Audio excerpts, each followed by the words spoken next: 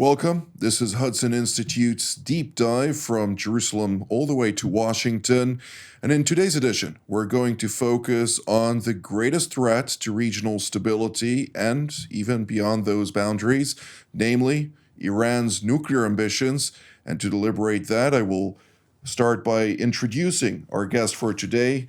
From left to right, Mr. Marshall Billingsley, a Hudson Institute Senior Fellow, formerly served as an Assistant Secretary General of NATO, as well as a U.S. Assistant Secretary for Terrorist Financing, among a long list of other positions.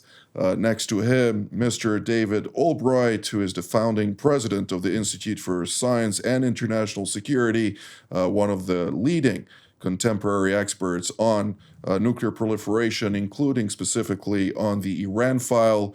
And next to him is Brigadier General in Reserve Yossi Kuperwasser, who is the president of the Jerusalem Institute for Strategy and Security, formerly the Director General of the Israeli Ministry of Strategic Affairs, as well as the head of the Research and Assessment Division at the IDF Intelligence Directorate. It's great to see all three of you. And I'd like to start with you, Mr. Billingsley. When we're talking about the Islamic Republic of Iran and its nuclear ambitions, U.S. President Donald Trump came out and stated the following, mid-air on Air Force One. I can't imagine them doing anything else but making a deal. I would prefer a deal to the other alternative, which I think everybody in this plane knows what that is. And that's not going to be pretty, and I do not prefer that. What are your remarks on that? Well, the president has become less and less ambiguous regarding his intentions to ensure that Iran never possesses a nuclear weapon. This is something he said in 2018, by the way, when he withdrew from the JCPOA. He noted that Iran is, quote unquote, a murderous regime and that they will never be allowed to possess a nuclear device. The National Security Advisor, Mike Waltz, has reiterated that Iran must walk away from its nuclear program. It appears that Iran has thumbed its nose at direct negotiations with the United States. My understanding from open source media is that the Swiss ambassador to Iran, who represents the United States in the discussions there, was summoned and effectively dressed down regarding President Trump's overture. And now you see the stationing of B-2s in Diego Garcia. As the United States makes clear, it will either be direct talks or there will be military action. Mr. Albright, could you characterize for us the current situation with regard to this nuclear program of the Islamic Republic, taking into account also the latest assessment by Strategic Command that was relayed by General Cotton, who heads that command, stating that the time of breakout is now merely 7 days, 1 week, something that your institute has also mentioned in previous reports? Yeah, the situation is rather dire. I mean, and there's two parts to it, but the breaking out and getting enough weapon-grade uranium for a bomb, and then success breaking out even further and getting more weapon-grade uranium. And then there's the part about building the weapon itself. And Iran has been concentrating on reducing the timeframes. I mean, we can watch the time frame reduce on the weapon-grade uranium production potential. It's harder on the nuclear weapons, but the indications coming out of intelligence agencies in Israel and the United States is that they're working to shorten those timelines as well. And our assessment is that in a crash program, if Iran leadership really decided to go as fast as it could, that within 6 months it could have a non-missile deliverable nuclear weapon. I think it would take a little longer to put it on a missile and deliver it, but nonetheless, that kind of non-missile deliverable weapon would make a point that would be very dramatic in the Middle East. It could also be used to deliver in other ways, and it could be detonated underground. So I think Iran is really close to being able to build nuclear weapons, and the leadership apparently has not made that decision, but it's very unclear what would lead it to make the decision to go ahead. And so I think we have to be extremely vigilant to make sure that doesn't happen. Thank you, Mr. Albright. General Kupilvasser, Israel has been monitoring the situation in Iran quite closely for quite some time. And according to the 25 assessment or threat assessment of the U.S. intelligence community, which was articulated just recently in a Senate hearing on this matter, believes, as Mr. Albright just stated, that the Iranians have not made that decision to build a nuclear weapon at this point in time. Is that assessment also shared here in Jerusalem? No, I don't think that we share this assessment in the sense that what the Iranians are doing is all a part of a military nuclear program. And the idea is to shorten the time necessary for moving from having the capability to produce a nuclear weapon to having a nuclear weapon, to producing a nuclear weapon. And they have not yet moved from the stage of preparing the ground to the stage of actually producing the weapon. That's the truth. Although, let's put it this way, that's what we know. But Israel is very concerned because the time that the Iranians are going to need for moving from that situation to a totally different one is becoming shorter and shorter. And we think that time is of the essence in this respect. And that's why we appreciate the pressure put forward by President Trump. And we believe that this pressure is making an impression on the Iranians. The fact that they are ready to start some sort of indirect negotiations about it, it's a reflection of their understanding that they cannot look at the pressure by President Trump as a bluff. It's not a bluff. They take it seriously. And we, on the one hand, in Israel, I think, hope that if Trump conducts these negotiations and is going to make progress in them, his goal is going to make sure that if he wants really Iran not to have not to possess nuclear weapons, he has to make sure that Iran doesn't have the capability to produce one. And if he's going to make sure that this is the case in a verifiable way, not in the way that we have witnessed until now, when there were all kinds of limits on the freedom of the monitors and the observers, if he's going to do something that is verifiable, then Israel will be very satisfied. But we are very skeptical about the capability to reach an agreement about these issues. And that's why we believe that eventually, within some time, there's going to be a need for something more aggressive against the Iranian nuclear program to make sure that the Iranians don't have the capability to produce nuclear weapons. Well, U.S. President Donald Trump has stated quite vigorously that he demands direct negotiations. On that, Mr. Billingsley, Iranian President Masoud Pezeshkian came and responded to that by stating direct negotiations with the United States have been rejected. But regarding indirect negotiations, as also General Kupilvasser mentioned, it has always been involved in indirect negotiations, and now, too, the Supreme Leader has emphasized that indirect negotiations can still continue.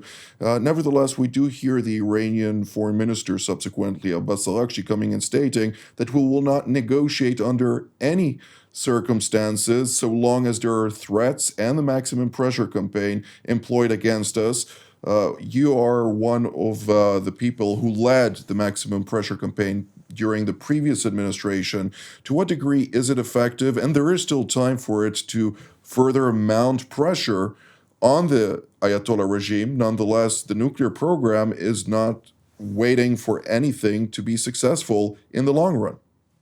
I want to go back just a second to the point about the intelligence community trying to gauge the supreme leader or the Ayatollah's intentions. That's extremely hard to do, and I'm familiar with the why they believe what they believe. But you also have to assess the capabilities of the regime, and the capabilities are being dramatically strengthened and the timeline shortened, as David and Yosef have said. With regard to direct negotiations, what the Iranians want is the arrangement they had with the weak and feckless Biden administration, who relied on the Russians to serve as intermediaries, when, of course, the Russians are fully partnered with the Iranians now on a wide range of issues, not the least of which is receiving weapons to use against the Ukrainians from the Iranians. So they want back to that arrangement because it suits them and it stalls the United States from taking action. President Trump is the kind of president who has shown a willingness to sit down and negotiate with foreign leaders, no matter how vile and reprehensible they may be. I reference Kim Jong-un, for example. He's also talking directly with Vladimir Putin. So it is completely within keeping for the president to demand direct negotiations with the Iranians, and they ought to listen very carefully to that requirement. Mr. Albright, China and Russia are not standing idly by. They have invited in Beijing the deputies of both the foreign ministries of Moscow and Tehran for a meeting that was held there. Subsequently, there was another meeting held under the auspice of the state counselor, namely the foreign minister of China, Wang Yi, during the course of which he stressed that neither Russia nor China will accept the maximum pressure campaign on the Iranians and will continue to support Tehran's aspirations for peaceful, quote unquote, a peaceful nuclear program. What can you tell us about that, and to what degree is this rhetoric coming out of Beijing and Moscow in a set of desperation in light of their understanding of the consequences of what may occur in the near future?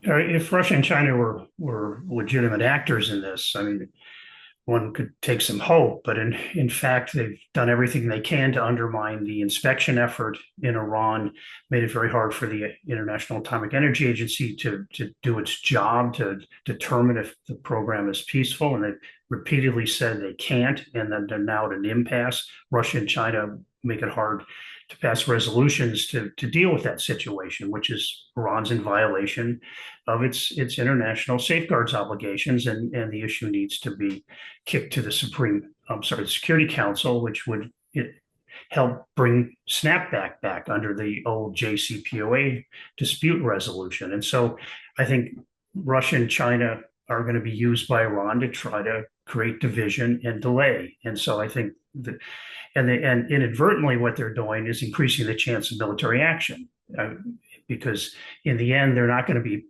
productive players, and they're going to provide a mechanism for Iran to start to believe that it can stall further and keep the United States in some kind of semi-permanent negotiation. And I think President Trump has demonstrated that he's not going to allow that.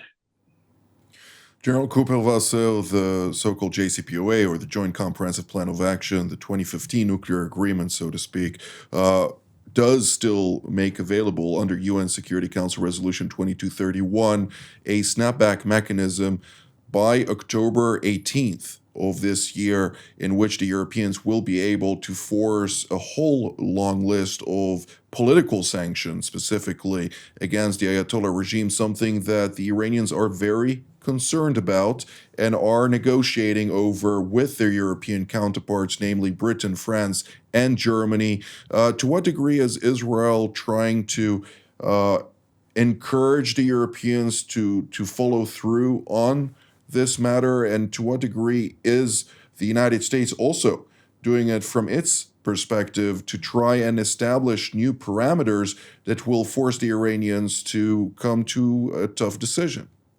Well, I think that the Iranians are playing for time, and Israel is concerned with that. And that's why the more pressure is exerted against the Iranians at this point, the better it is, because there's going to leave them less time to play around.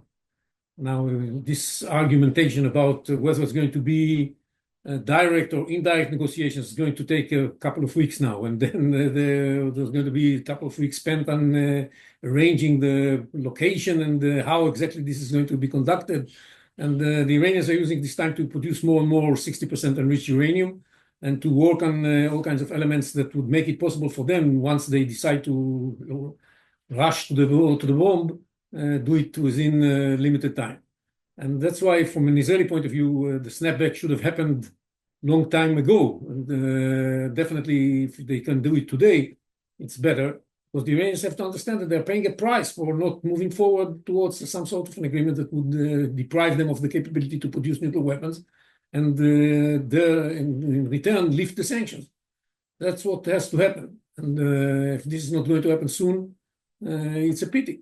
Because the Iranians, they are trying to call the other side. If they see that the Europeans refrain from using this weapon, they understand that the Europeans are weak, and that means that they can go on with their games. That's the reason why we need to see the snapback sooner than later. Mr. Billingsley, to what degree are the various leaders in Washington under U.S. President Donald Trump, to include also Secretary of State Rubio, who's been quite vocal about the threat emanating out of Tehran, as well as National Security Advisor Mike Waltz, Defense Secretary Pete Hegseth, and really the team surrounding them.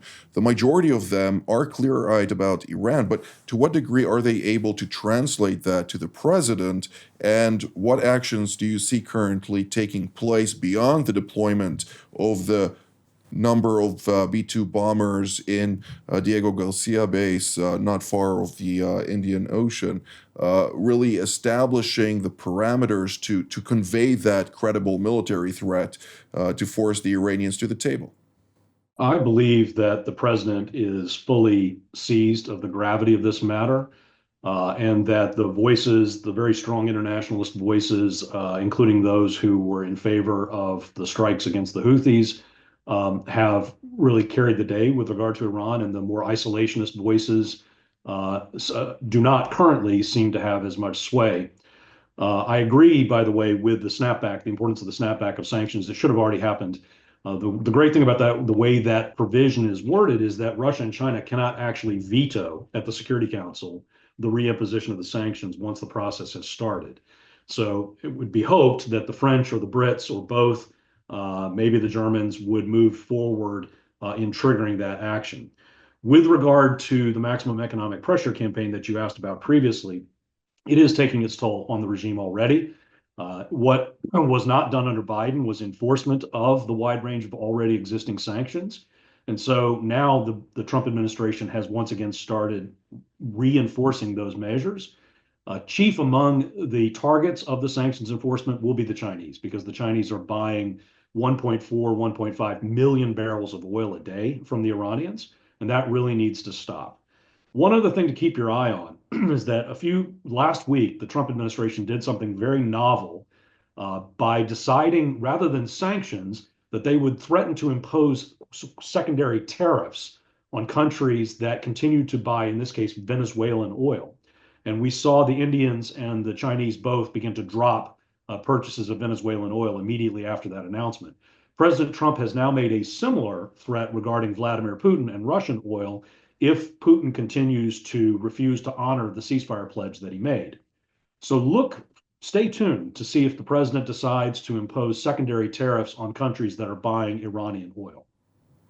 Well, he did mention, prior to what I quoted him on during that same flight, with regard to the necessity for Iran to make a deal, that, and I quote again, we're going to make a decision on secondary tariff sanctions on Iran based on whether or not they're going to make a deal. So there is a correlation here, and there are going to be the dire consequences if Tehran doesn't follow through.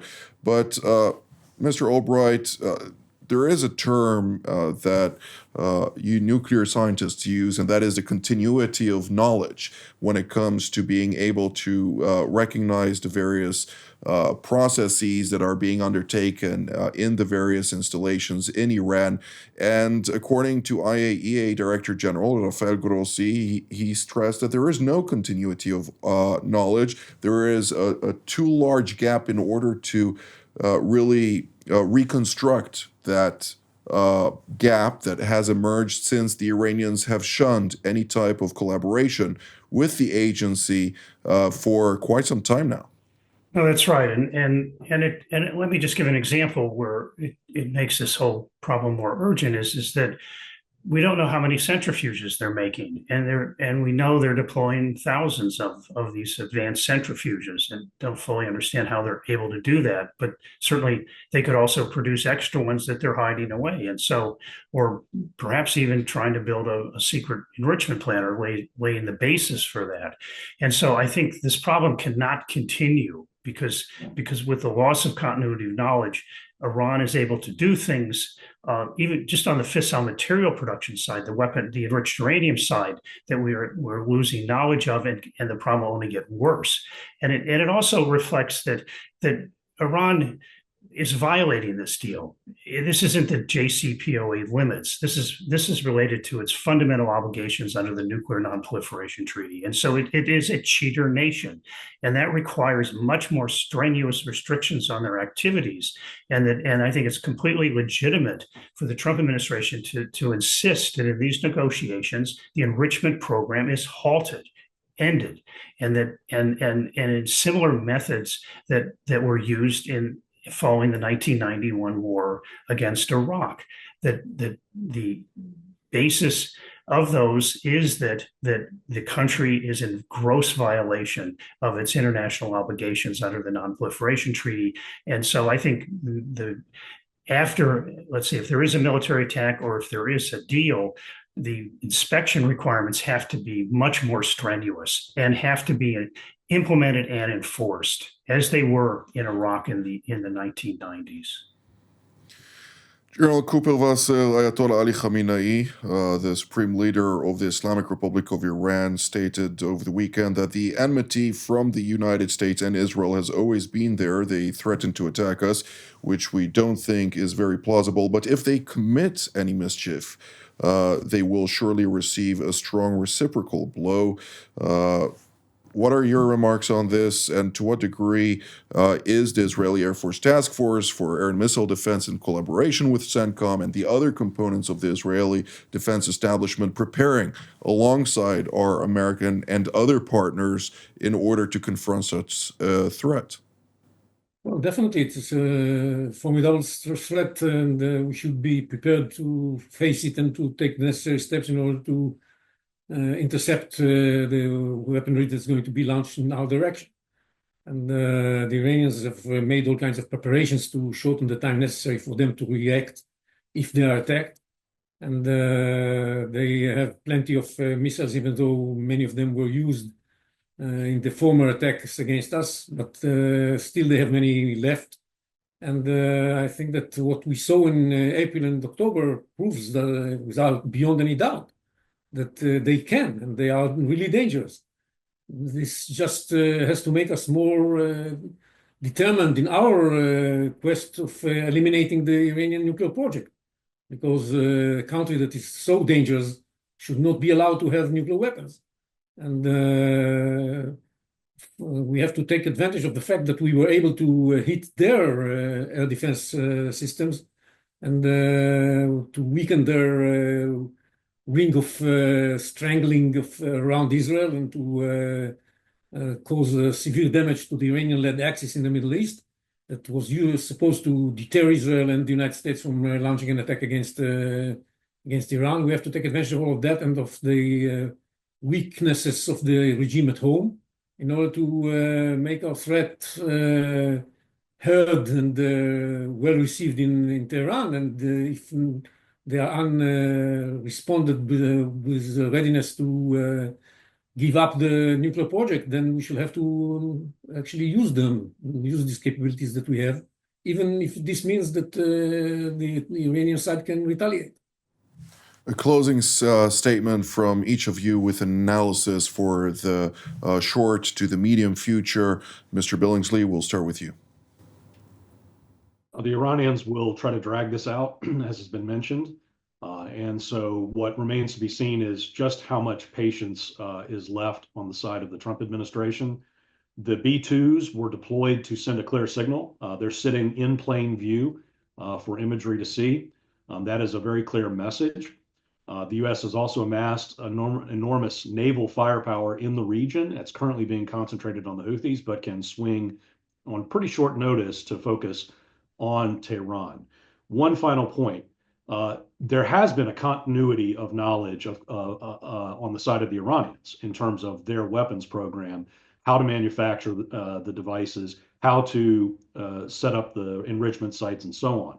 So a strike merely that attacks the facilities itself will be insufficient. Human capital also has to be eroded if we have to go down this path.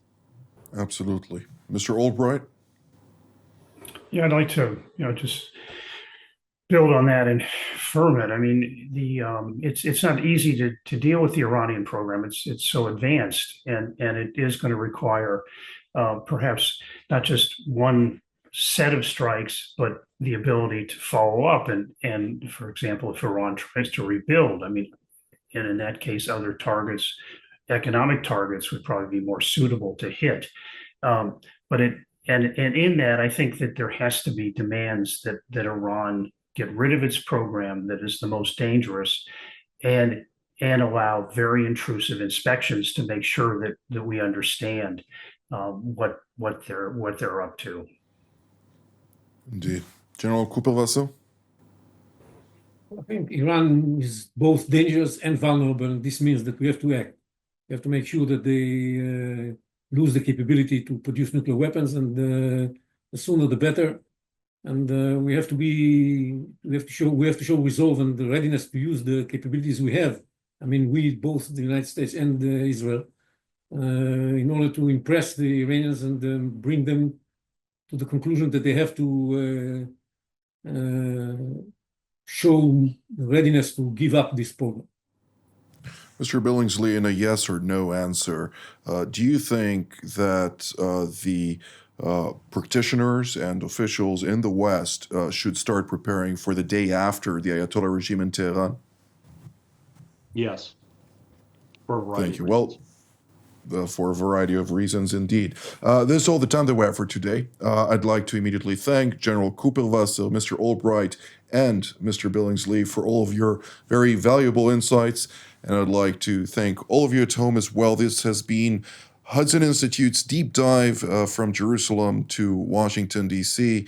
From here in Jerusalem, until our next edition. Have a good day.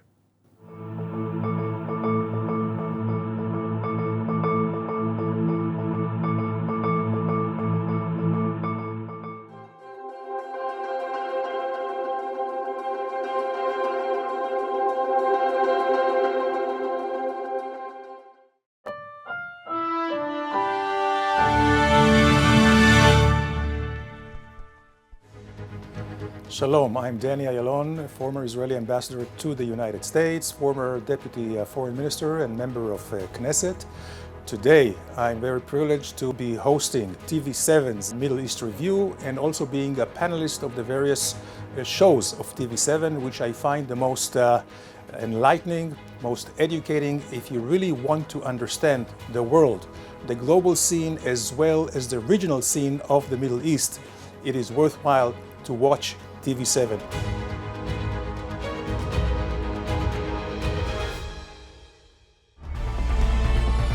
Jerusalem Studio, now available on Spotify.